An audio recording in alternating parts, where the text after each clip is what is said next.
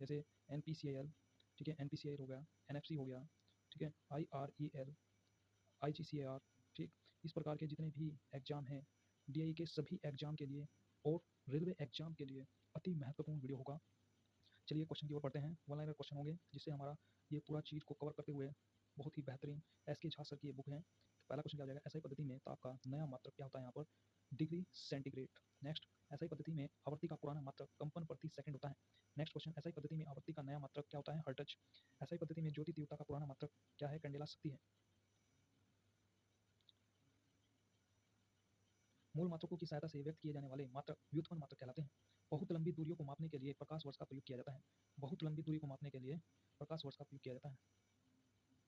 एक प्रकाश वर्ष 9.46 × 10⁻15 मीटर के समतुल्य होता है। ठीक है, दूरी मापने की सबसे बड़ी इकाई क्या है, पारसेक है। ठीक है दोस्तों, एक पारसेक 3.26 प्रकाश वर्ष के तुल्य होता है। ठीक है, भौतिक विज्ञान में CGS पद्धति का पूर्ण रूप क्या है, centimetre centimetre gram second, centimetre gram second. बल का CGS पद्धति में मात्रक क्या है, डाइन है। बल का SI पद्धति में मात्रक, अति महत्वपूर्ण क्वेश्चन दोस्तों। 1 न्यूटन 10⁵ डाइन के समतुल्य होता है, मोस्ट इंपोर्टेंट। कार्य का CGS पद्धति में मात्रक क्या है, अर्क। कार्य का CGS पद्धति में मात्रक क्या है, अर्क। कार्य का SI पद्धति में मात्रक क्या है, जूल। 1 जूल 10⁻7 अर्क के बराबर होता है। यह क्वेश्चन बहुत बार पूछा जाता है, 1 जूल 10⁻7 अर्क के बराबर होता है। ठीक है, और कार्य का CGS पद्धति में मात्रक क्या है, अर्क। ठीक है, नेक्स्ट, भौतिक विज्ञान में बहुत छोटी और बहुत बड़ी राशियों के मानों को 10 की घात के रूप में व्यक्त किया जाता है। एक एंगस्ट्रॉम 10 की घात -10 मीटर के समतुल्य होता है। ये एंगस्ट्रॉम भी बहुत इंपॉर्टेंट है। एक माइक्रोन 10 की घात -6 मीटर के समतुल्य होता है। 10 की घात 18 का विशेष नाम एक्सा है तथा प्रतीक क्या है, कैपिटल ई। नेक्स्ट हो गया ये, अदिश राशि में परिमाण होती है लेकिन दिशा नहीं होती है। ठीक है, इंपॉर्टेंट है। सदिश राशि में परिमाण तथा दिशा दोनों होते हैं। अदिश राशियों के उदाहरण क्या है, द्रव्यमान है, चाल है, आयतन है, कार्य है, समय है, ऊर्जा है, विद्युत धारा है, ठीक है, ताप है, दाब है और दूरी है। मोस्ट इंपॉर्टेंट, इससे एक क्वेश्चन फिक्स है दोस्तों। अदिश राशि कौन कौन सी है, इससे एक क्वेश्चन फिक्स है एग्जाम में, चाहे दुनिया का कोई भी एग्जाम हो। सदिश राशियाँ, सदिश राशियों के उदाहरण क्या है, वेग हो गया, विस्थापन हो गया, बल, आवेग, संवेग, त्वरण, बल आघूर्ण। ठीक है, एक क्वेश्चन सदिश और अदिश राशि से फिक्स है।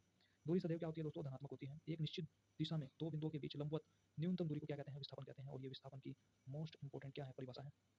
ठीक है, नेक्स्ट, विस्थापन का SI मात्रक क्या है, मीटर है। विस्थापन धनात्मक और ऋणात्मक और शून्य भी हो सकता है। ये एक और डेफिनेशन विस्थापन की, कि विस्थापन धनात्मक भी हो सकता है, ऋणात्मक भी हो सकता है और शून्य भी हो सकता है। ठीक, किसी वस्तु द्वारा प्रति सेकंड में तय की गई दूरी को क्या कहते हैं, चाल कहते हैं। चाल बराबर दूरी बटा समय होता है। चाल का SI मात्रक क्या होता है, मीटर प्रति सेकंड होता है। वेग का SI मात्रक मीटर प्रति सेकंड होता है। किसी वस्तु के वेग में परिवर्तन की दर को क्या कहते हैं, त्वरण कहते हैं।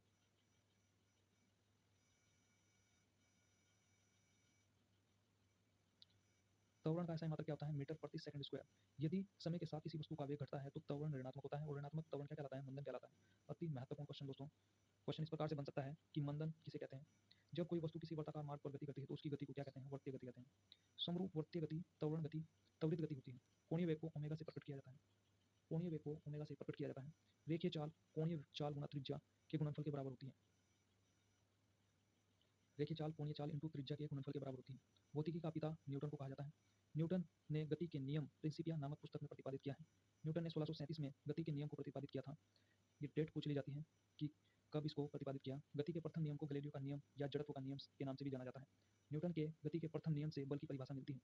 ये मोस्ट इंपोर्टेंट क्वेश्चन दोस्तों, पूछ लिया जाता है कि न्यूटन के गति के प्रथम नियम से बल की परिभाषा मिलती है। पूछ लिया जाता है कि न्यूटन के गति के किस नियम से बल की परिभाषा मिलती है। MKS पद्धति में बल का मात्रक क्या है, न्यूटन है। बल द्रव्यमान और त्वरण का गुणनफल है।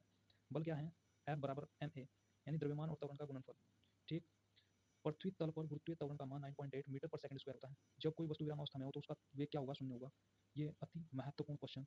जब कोई वस्तु, यदि कोई वस्तु क्या है, विरामावस्था में है वस्तु, तो उसका वेग क्या होगा, शून्य होगा। भाई वस्तु क्या है, स्थिर है। अभी विरामावस्था मतलब स्थिर है, रुकी हुई है, तो उसका वेग क्या होगा, वेग तो शून्य होगा। भाई वेग शून्य न होकर, शून्य मतलब अगर शून्य है इसका मतलब क्या है, वो रुकी हुई है। बात समझ में आएगी नहीं। अगर वो शून्य ना होता तो वस्तु गति कर रही होती। ठीक, जब कोई पिंड विरामावस्था से चलना प्रारंभ करता है तो उसका वेग शून्य होगा। स्टार्टिंग में क्या होगा, शून्य ही होगा। नेक्स्ट, कोई पिंड एक समान वेग से गतिमान है तो उसमें त्वरण होगा, वो शून्य होगा। क्योंकि त्वरण क्या होता है, वेग में परिवर्तन की दर होती है। लेकिन यहाँ पर क्या रहा है कि वेग एक समान है, वेग बढ़ नहीं रहा है, तो त्वरण क्या होगा, शून्य होगा। अति महत्वपूर्ण क्वेश्चन दोस्तों, बार बार पूछ लिया जाता है। जब कोई व्यक्ति चंद्रमा पर उतरता है तो उसके भार में क्या होती है, कमी प्रतीत होती है। कितनी होती है, 1/6। पृथ्वी के भार का 1/6। ठीक, मतलब 1/6 होता है। अगर यहाँ पर पृथ्वी पर 60 kg वजन है तो वहाँ पर कितना होगा, 60 का 1/6 होगा। ठीक है, क्लियर है।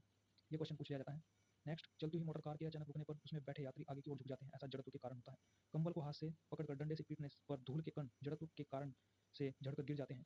ये क्या है? गति के कौन से नियम का उदाहरण है, ये पूछ लिया जाता है। किसी वस्तु के द्रव्यमान और वेग के गुणनफल को संवेग कहते हैं। संवेग का सही मात्रक क्या है? किलोग्राम मीटर पर सेकंड। क्रिया के विपरीत प्रतिक्रिया का होना न्यूटन का क्या है? तृतीय नियम है। बंदूक से गोली चलाने पर चलाने वाले को पीछे की ओर धक्का लगना न्यूटन का तीसरा नियम है। रॉकेट को उड़ाने में न्यूटन का तीसरा नियम सहायक है। न्यूटन का कौन सा नियम सहायक है? तीसरा। बल तथा समय अंतराल के गुणनफल को आवेग कहते हैं। ठीक। आवेग संवेग में परिवर्तन के बराबर होता है। आवेग का मात्रक क्या होता है? न्यूटन सेकंड होता है। आवेग आवेग की जो दिशा है वो बल की दिशा के समान होती है। अभिकेंद्र बल के अभाव में वस्तु वर्ताकार मार्ग पर नहीं चल सकती। ठीक है।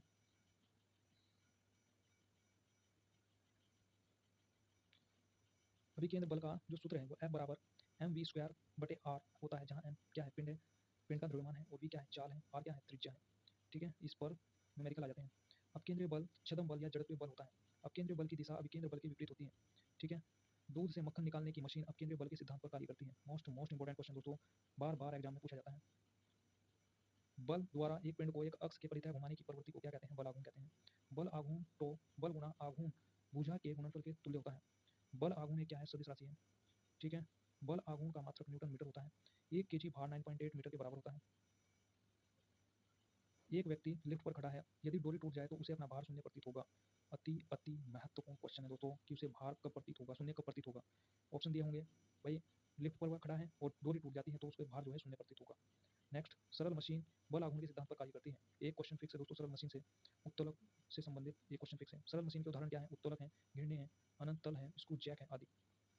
सरल मशीन के उदाहरण भी आ जाते हैं। उत्तोलक में 3 क्या होते हैं? आलम होता है, आयास होता है, भार होता है। ये क्या होते हैं? 3 बिंदु होते हैं दोस्तों। उत्तोलक को उपयोग में लाने के लिए उस पर जो बल लगाया जाता है उसे क्या कहते हैं? आयास कहते हैं। अति महत्वपूर्ण क्वेश्चन दोस्तों। नेक्स्ट, उत्तोलक के द्वारा जो बोझ उठाया जाता है अथवा रुकावट हटाई जाती है उसे क्या कहते हैं? भार कहते हैं। तो यहाँ से क्वेश्चन फिक्स है 100%, चाहे दुनिया का कोई भी एग्जाम हो। उत्तोलक 3 प्रकार के होते हैं, प्रथम, द्वितीय और तृतीय। ठीक है। 3 प्रकार के उत्तोलक हैं। प्रथम श्रेणी के उत्तोलक कौन कौन से होते हैं?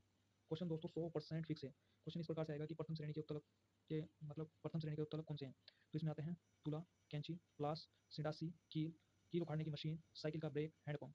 ये क्या है? ये फर्स्ट श्रेणी के उत्तोलक। द्वितीय श्रेणी के उत्तोलक में क्या आते हैं? सोता, नींबू निचोड़ने की मशीन, ठीक, एक पहिए का कूड़ा ढोने की गाड़ी।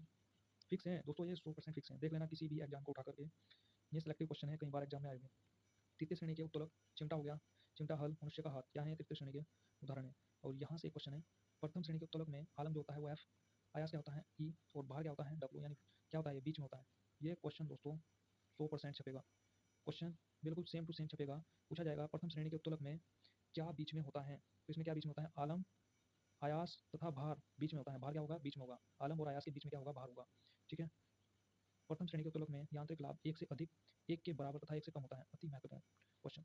नेक्स्ट, द्वितीय श्रेणी के उत्तोलक में आलम तथा आयास, आयास के बीच में क्या होगा? भार होगा। द्वितीय श्रेणी के उत्तोलक में यांत्रिक लाभ सदैव 1 से अधिक होता है। यहाँ से यांत्रिक लाभ से भी क्वेश्चन पूछा जाता है कि यांत्रिक लाभ कब 1 से अधिक होगा, कब 1 से कम या 1 के बराबर होगा। तृतीय श्रेणी के उत्तोलक में आलम तथा भार के बीच में आयास होता है। तृतीय श्रेणी के उत्तोलक में यांत्रिक लाभ सदैव 1 से कम होता है। वह बिंदु जिस पर समस्त भार कार्य करता है, चाहे वस्तु जिस स्थिति में रखी जाए, गुरुत्वीय केंद्र कहलाता है। क्या कहलाता है दोस्तों? गुरुत्वीय केंद्र। वस्तु का भार गुरुत्वीय केंद्र से ठीक नीचे की ओर कार्य करता है। क्या करता है? ठीक नीचे की ओर कार्य करता है।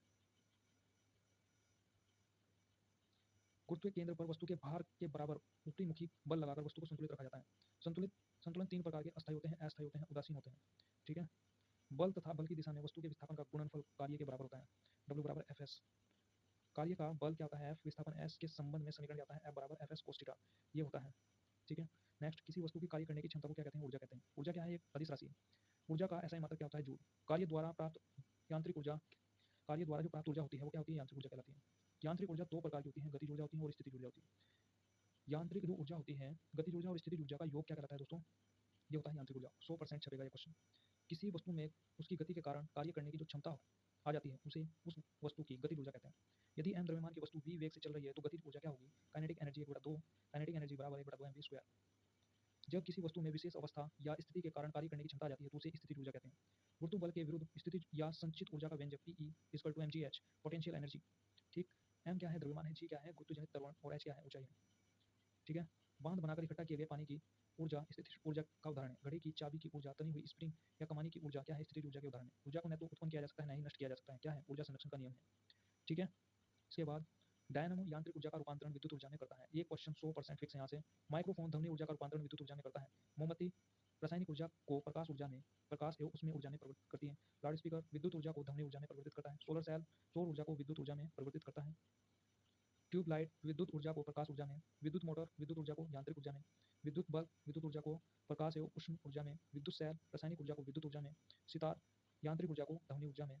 ठीक, इसके बाद संवेग एवं गतिज ऊर्जा में संबंध kinetic energy p²/2m most important formula है और इस पर न्यूमेरिकल पूछे जाते हैं। ठीक है, p बराबर क्या है mv है। संवेग को 2 गुना करने पर गतिज ऊर्जा क्या हो जाएगी 4 गुनी। अति महत्वपूर्ण क्वेश्चन दोस्तों, बार बार रिपीट होता है। कार्य करने की दर क्या कहलाती है, शक्ति कहलाती है। शक्ति का एसआई मात्रक क्या है, वाट है। यदि किसी कर्ता द्वारा W कार्य t समय में किया जाता है तो कर्ता की शक्ति क्या होगी, W/t होगी, यानी कार्य बटा समय। शक्ति का मात्रक वाट जेम्स वाट नामक व्यक्ति के सम्मान में रखा गया है। वाट का मान किलोग्राम मीटर स्क्वायर पर सेंटीमीटर क्यूब के समतुल्य होता है। जो वाट का मान है वो किलोग्राम मीटर स्क्वायर पर सेंटीमीटर क्यूब के समतुल्य होता है। अति महत्वपूर्ण क्वेश्चन है। यहाँ पर देखिए 1 किलोवाट 1000 वाट के समतुल्य है। 1 मेगावाट 10⁶ वाट के तुल्य है। शक्ति का एक अन्य मात्रक अश्व शक्ति होता है। एक अश्व शक्ति 1 HP 746 वाट के तुल्य है।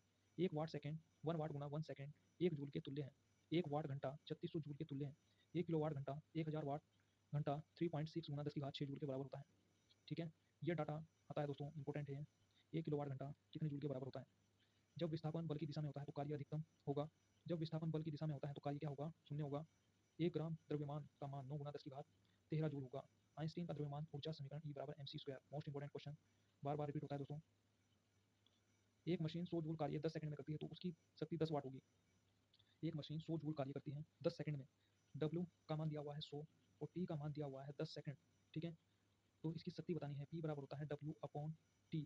W का मान दिया हुआ है 100, ठीक, T का मान दिया हुआ है 10, तो 1 0 से 1 0 क्या आ गया यहाँ पर 10 वाट यहाँ पर शक्ति होगी। ठीक है, न्यूमेरिकल था ये। दो पिंडों के बीच लगने वाले बल को क्या कहते हैं, गुरुत्वाकर्षण बल।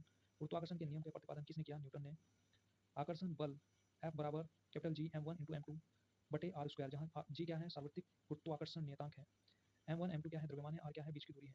सार्वत्रिक गुरुत्वाकर्षण नियतांक G का जो मान है ये बहुत बार पूछा जाता है दोस्तों, अति महत्वपूर्ण क्वेश्चन है। इसकी वैल्यू हमें याद होनी चाहिए 6.67 गुना 10⁻11 न्यूटन मीटर स्क्वायर पर किलोग्राम स्क्वायर। दोस्तों मात्रकों का खेल है, पूरी फिजिक्स में मात्रक का ही खेल है। मात्रक, ठीक है, मात्रक को ध्यान रखना। न्यूटन मीटर स्क्वायर पर किलोग्राम स्क्वायर। गुरुत्वाकर्षण बल के कारण पृथ्वी किसी वस्तु को अपने केंद्र की ओर खींचती है। ठीक है, गुरुत्वाकर्षण के कारण ही वहाँ पर ऐसा लिखा जाएगा किस बल के कारण पृथ्वी किसी वस्तु को अपने केंद्र की ओर खींचती है, तो कौन सा बल है, गुरुत्वाकर्षण। गुरुत्व जनित त्वरण का मान 9.8 मीटर पर सेकंड स्क्वायर। पृथ्वी की सतह से ऊपर या नीचे जाने पर जी का मान क्या होता है, घटता है। यहाँ से एक क्वेश्चन पूछ लिया जाता है, पृथ्वी की सतह से ऊपर या नीचे जाने पर कब जी का मान घटेगा। ठीक है, ऊपर या नीचे जाने पर जी का मान घटेगा या बढ़ेगा, तो घटेगा। जी का मान सबसे अधिक कहाँ पर होता है, ध्रुवों पर। अति महत्व, जी का मान सबसे अधिक कहाँ पर होगा, ध्रुवों पर। दोस्तों अति महत्वपूर्ण डाटा है। जी का मान सबसे कम कहाँ पर होगा, विषुवत रेखा पर होगा। पृथ्वी की घूर्णन गति जी का मान क्या होगा, पृथ्वी की जो घूर्णन गति है वो घटने पर जी का मान क्या होगा दोस्तों, बढ़ जाएगा। ठीक है, यदि पृथ्वी अपनी वर्तमान कोणीय चाल 17 गुना अधिक चाल से घूमने लगे तो भूमध्य रेखा पर रखी वस्तु का भार शून्य हो जाएगा। ठीक है, अति महत्वपूर्ण क्वेश्चन है। नेक्स्ट, जब लिफ्ट ऊपर की ओर जाती है तो लिफ्ट में स्थित पिंड का भार बढ़ा हुआ प्रतीत होता है। क्वेश्चन इस प्रकार से बनेगा कि पिंड का भार कब बढ़ा हुआ प्रतीत होता है, तो जब लिफ्ट ऊपर की ओर जाती है। जब लिफ्ट नीचे की ओर आती है तो लिफ्ट में स्थित पिंड का भार घटा हुआ प्रतीत होता है। दोनों क्वेश्चन इंपॉर्टेंट है। ग्रह की गति से संबंधित नियम किसने दिए, केपलर ने दिए। अति महत्वपूर्ण क्वेश्चन है। किसी ग्रह के चारों ओर परिक्रमा करने वाले पिंड को उस ग्रह का क्या कहते हैं, उपग्रह कहते हैं। ठीक है दोस्तों, यहाँ तक क्लियर है। चंद्रमा पृथ्वी का क्या है, उपग्रह है। उपग्रह की कक्षीय चाल उसकी पृथ्वी से ऊंचाई पर निर्भर करती है। उपग्रह की कक्षीय चाल द्रव्यमान पर निर्भर नहीं करती है। पृथ्वी पृथ्वी तल के अति निकट चक्कर लगाने वाले उपग्रह की कक्षीय चाल लगभग 8 किलोमीटर प्रति सेकंड होती है। ये क्वेश्चन आ सकता है कि पृथ्वी के अति निकट चक्कर लगाने वाले उपग्रह की कक्षीय चाल लगभग 8 किलोमीटर पर सेकंड होती है। ठीक है, उपग्रह अपनी कक्षा में पृथ्वी का एक चक्कर जितने समय में लगाते हैं उसे क्या कहते हैं, परिक्रमण काल। पृथ्वी के अति निकट चक्कर लगाने वाले उपग्रह का परिक्रमण काल 1 घंटा 24 मिनट होता है। ठीक है, बहुअस्थायी उपग्रह पृथ्वी तल से 36,000 किलोमीटर की ऊंचाई पर रहकर पृथ्वी की परिक्रमा करता है। बहुअस्थायी उपग्रह, ठीक है, पृथ्वी तल से 36,000 किलोमीटर की ऊंचाई पर रहकर पृथ्वी की क्या करता है, परिक्रमा। भूतुल्यकालिक कक्षा में संचार उपग्रह स्थापित करने की संभावना सबसे पहले आर्थर सी क्लार्क ने व्यक्त की थी। प्लान वेग कक्षा वेग का √2 गुना है। यह भी खतरनाक क्वेश्चन है, इंपॉर्टेंट है, सेम टू सेम छपता है। चंद्रमा पर गुरुत्वीय त्वरण का मान पृथ्वी तल पर गुरुत्वीय त्वरण का 1/6 गुना है, जो मैं अभी कह रहा था आपको, समझा था मैंने आपको, वही क्वेश्चन है। किसी सतह के एकांक क्षेत्रफल पर लगने वाले दाब को क्या कहते हैं, लगने वाले बल को दाब कहते हैं। बल F, दाब P और क्षेत्रफल A, संबंध क्या होगा, P बराबर F/A। दाब का एसआई मात्रक न्यूटन पर मीटर स्क्वायर या पास्कल होता है। दाब एक प्रकार का अदिश राशि है दोस्तों, इसका मात्रक बहुत बार पूछा जाता है। ठीक है, बार बार इसका मात्रक पूछ लिया जाता है। वह दाब जो पारे के 76 सेंटीमीटर लंबे कॉलम द्वारा 0 डिग्री सेंटीग्रेड पर 45 डिग्री अक्षांश पर समुद्र तल द्वारा लगाया जाता है, वायुमंडलीय दाब कहलाता है। अति महत्वपूर्ण क्वेश्चन दोस्तों, वायुमंडलीय दाब का सही मात्रक क्या होता है? बार होता है।